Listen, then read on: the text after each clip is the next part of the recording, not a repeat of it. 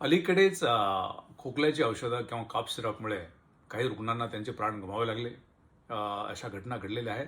विशेषतः आफ्रिकेमधील गांबिया देश असेल किंवा उझबेकिस्तान असेल किंवा महाराष्ट्रामध्ये सुद्धा 1986 मध्ये 14 जे रुग्णालयातील पेशंट्सना त्यांचे प्राण गमवावे लागले. सर्वसामान्यांच्या मनामध्ये एक प्रश्न निश्चित येत असेल की ज्या औषधामुळे त्यांचे जीव वाचवला जातो, त्यांचे रोग बरे होतात, तेच औषधं जर सेवन केल्यामुळे जर जीव जात असेल तर मग या औषधांची क्वालिटी, प्रत, गुणवत्ता याकडे लक्ष देणारी काही यंत्रणा आहे किंवा नाही. प्रश्न महत्त्वाचा आहे. खरं म्हणजे की जेव्हापासून औषधाची निर्मिती झाली ते सर्व हे कायद्याच्या कक्षेमध्ये आणलेलं आहे आणि ही निर्मिती होताना ती योग्य पद्धतीनेच व्हावी.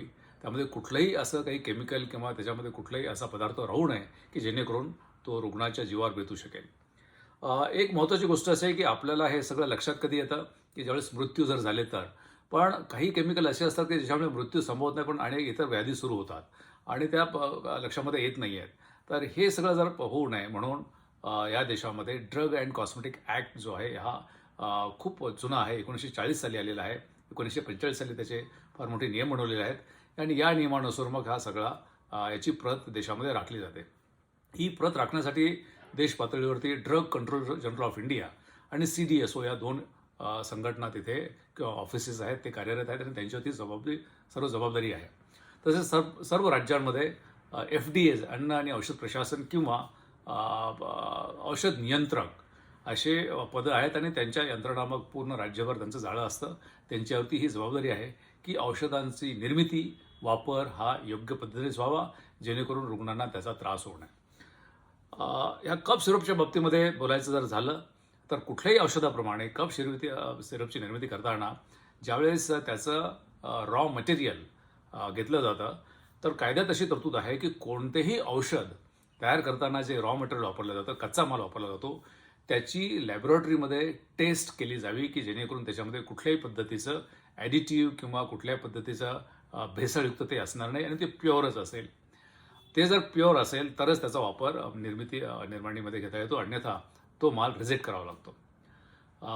आणि याच्यासाठी त्यांना त्याचं पूर्णपणे त्याची डिस्क्रिप्शन, त्याची नोंद ठेवण्यात येते आणि ही नोंद मग औषध नियंत्रक यांनी कायदेशीररित्या ती नोंद तपासायची असते.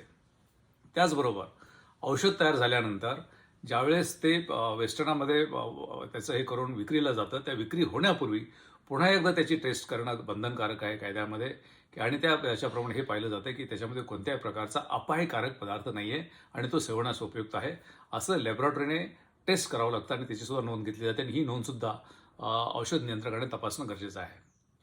हे जर झालं तर मला वाटतं की ही कायद्यातली तरतूद आहे आणि याच्यामुळे कोणत्याही औषधाच्या बाबतीमध्ये कोणत्याही रुग्णाला त्याच्यामध्ये कॉन्फिडेंटली हे औषध घेणं त्याला शक्य आहे.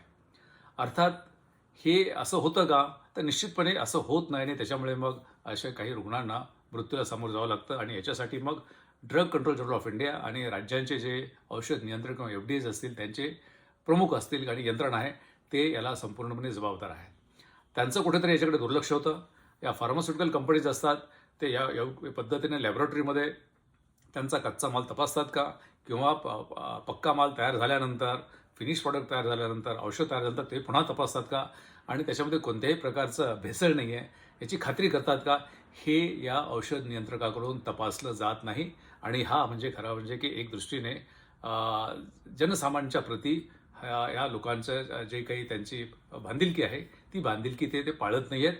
आणि मग जोपर्यंत खरं म्हणजे की या देशामध्ये जर असं घटना घडली तर त्याला केवळ त्या कंपनीवरती ॲक्शन घेऊन किंवा त्यांच्या विरुद्ध कारवाई करून चालणार नाही.